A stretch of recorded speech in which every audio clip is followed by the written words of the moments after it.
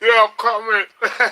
I'm drinking my milkshake, to go to the gym and work out, but work out here and guys, happy Mother's Day. I'm not drinking because I'm doing the powder thing for protein to work out, but I go do got my split. Happy Mother's Day, everybody. Happy Mother's Day. Well, like the introduction says, readings for mothers. So let's get started. Any questions you guys may have, you can ask right now. You can donate or you don't have to. Okay, consider it a Mother's Day gift. All right. Let's see. Let's now look at the question. Hello, Jill. Yay! We love you back, everybody. Yes, yes, I love all of you. I miss you guys too. you know, this situation with the virus has been just terrible. Please, everybody, hang in there. Hello, Angela. I love you too. Hi, everybody. Hey. I love all of you. Thank you so much. Thank you for the love. Thank you for the love. I'm here remembering my mother. My mother was an Aries, the first love of my life, but didn't get to know her for too long because she died when I was young. I only had her for a short period of time. So today I am remembering her. Her death day was last week, 2 weeks ago actually. I have a twin brother and an older brother. I give them a shout out, and my niece and my whole family. I feel like giving a shout out to family today, since I don't get to do that often, because I'm in my own antithetical reality, and where I write the script and play the director and play the actor all at once. It's purely antithetical, and I'm quite unique that way. But then there are not many people that are like me, and that adds sense to the power of our Creator to make us all different, but at the same time we are all the same in His glory. Just individual cells that make up the body of a whole. That's the best way to describe that. Let's see. The sun, even though it's cloudy here in Florida, there is um, there's a permeating sun coming through, but the sun is not. You can still feel the heat. Oh, let's see what's going on. I don't know if I can see very well. The sun is like, and again, even though I don't see it. All right, let's see. Yes. Hello, all the way from Greece. Hi, everybody. How you doing? From America. I, oh no! And shout out to my daughter out there and to her mama Nina. You know, and happy Mother's Day to them. And of course my sister-in-law out in France. And my sisters in New Jersey. You know who you are. My sisters since from another mother. I love all of you. I think of you guys from time to time. Then the same thing happened to me, honey. My what? Uh, my father died when I was young. So the also Aries. My birthday, Father's Day, every few years, every yes. It could be a very sad day. I'm not gonna lie. I felt a little sad and a little depressed today. You know, because these are phases of life that sometimes you cannot avoid. You cannot. I had a good cry today, this morning, remembering what I could have had as a good relationship with my mom or my dad, who they both were out of my life quite early. So, like true moon in Aries, I had to raise myself among all privileged amenities that I had awarded to me in life. It still doesn't feel the void or the lonely night. It sounds good, and there was a time in my life where I certainly did feel that way. But I think with all the joy and all the balance, well, not all the balance, with all the joy that I might bring to you on YouTube when I'm on the air for those 25 minutes or hour, there are 110 hours where there's a lot of mediocrity or a lot of misery for those glorious 25 minutes. But understand that you got to take it or leave it, as human beings, because that is an expression of the polarities, you know. If something is mediocre, then you make it interesting. It is your time and space to create something out of nothing or improve what's there. You know, it's your chance in a way to play God and see what you do with what's given to you.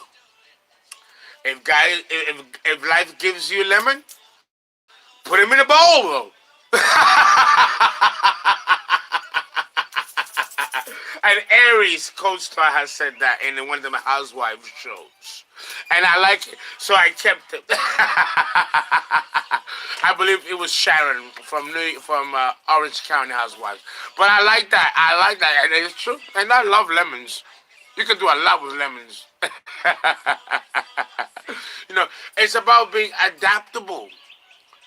And sometimes we get so caught up in our rut. I'm giving you a Mother's Day sermon. If there aren't any questions, I'm going to give you a little sermon. What the heck? I'm 52 years old, and I can tell you that feelings and emotions, nostalgia, and, if it lingers for too long, yes, it can lead into depression. But understand that these are life's phases. We just went through a very wicked full moon in Scorpio. But it did a lot of good. It did a lot of cleansing. And you all know that with a Scorpio full moon, a lot of shit can be brought up from the surface.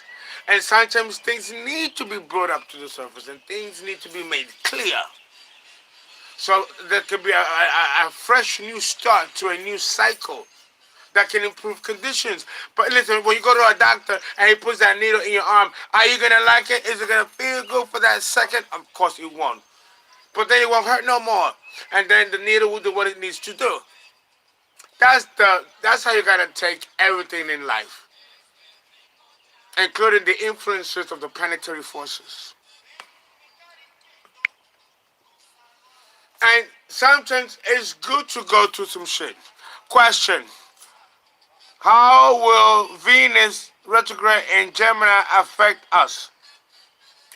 Well, Venus retrograde, it has two effects.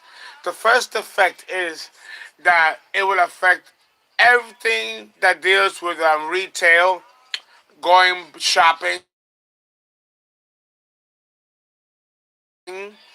buying commodity, the things that are non-essential, the cosmetic industry, distribution of those cosmetics, application, selling of these cosmetics, working for the industry of beauty that deals with makeup and costumes, as such in theater.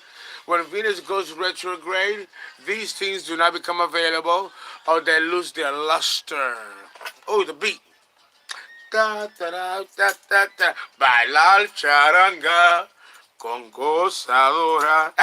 He said it's not like alcohol. It's just to me, it's my Venus in Leo, my Jupiter in Leo. No matter how sad I can be or depressed, you put that right beat, and I'm into a happy, glorious solar mood. It's fire, guys. Fire burns everything in its path, including bad emotions. And you pick up and you keep going. So understand that. Oh God, that beat was so good. I didn't even let it spliff yet, and I was already. The plane took off.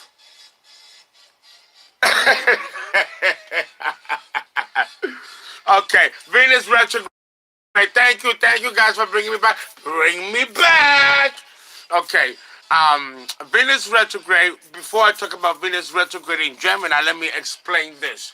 That with Venus is retrograde, the finer things, even the most pleasant things that you enjoy that Venus can bring us on a breezy day in May will be interrupted for those 90 days that Venus goes retrograde. Mercury goes retrograde for 28 days. It follows the lunar cycles. Such as a little longer, no. But Venus goes retrograde for a good 45 to 90 days, like Mars. When it goes retrograde, it can go months retrograde. But not as deep as Jupiter and Pluto. Pluto can go retrograde with Neptune sound for years at a stretch. So it's very important when a planet does go retrograde.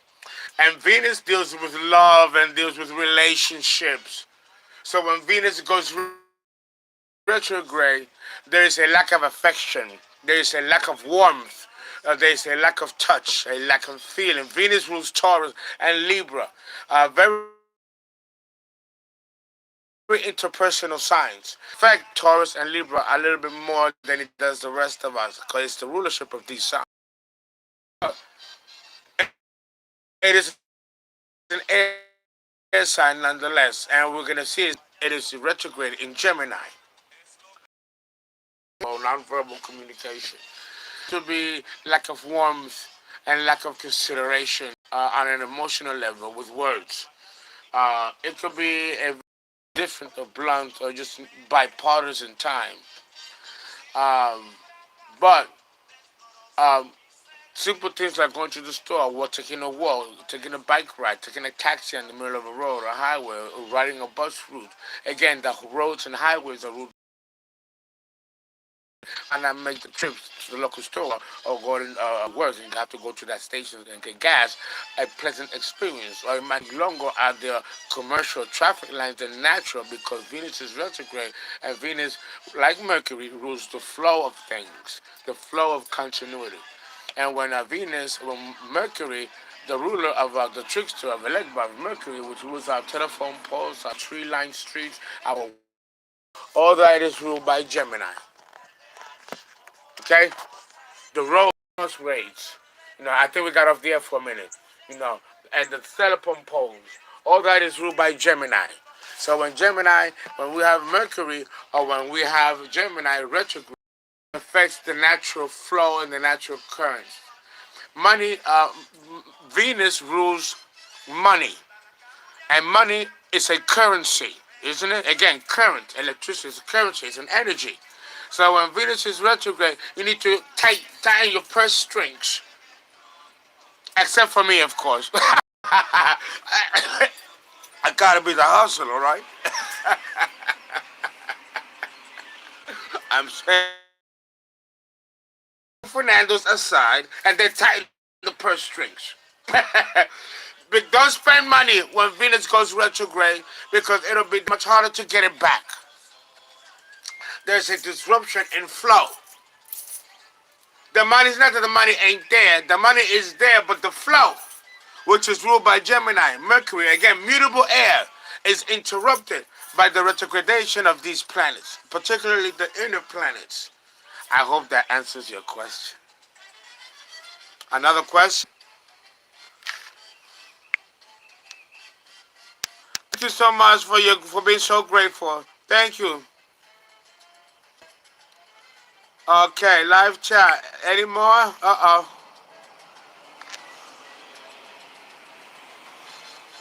The person that is with you is the luckiest person in the world. You are so charismatic. Well, I hope so. Happy Mother's Day from seeing you. Thank you. Question. How will Venus... okay, we did that already. Thank you. Yes, I believe for saying that statement that I have a beautiful spirit. Thank you. Thank you. Thank you for the validations. Hello, everyone. But you're beautiful too. You have beautiful spirits. All of you. We are all spark images of the Creator, whoever she is. Well, I gotta keep it a little controversial. Anytime now I saw a live reading post. Hi Fernando, how are you? Me, my birthday, October 7th, 1990. Can read me my birthday, October 7th, 1994. You were born on the 7th. That's a magical, mystical, spiritual number. It is the number and vibration of the God within. So the God within is going to be stimulated by the vibration of that number. It is the number of Jehovah.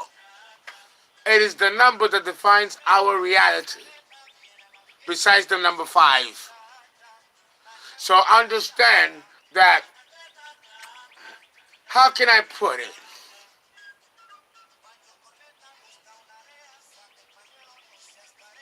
How can I put it? There's certain disciplines and mysteries that you need to know about numerology before you can, what can I put it? Before you can, hmm, before you can get a full understanding of this, I need to know how it's integrated in your name, birthday, and your full first and last name. But let me tell you that number 7, it's a highly spiritual number, but it will require a lot of tests along the way and illusions that you might have to fight in order to get to the real prize of a situation, or even to reach a certain combination of satisfaction of your life. It's very abstract, I know what I'm telling you. But trust me, the number 7 is a very powerful, powerful number. I am also in number 7, so I know. All right.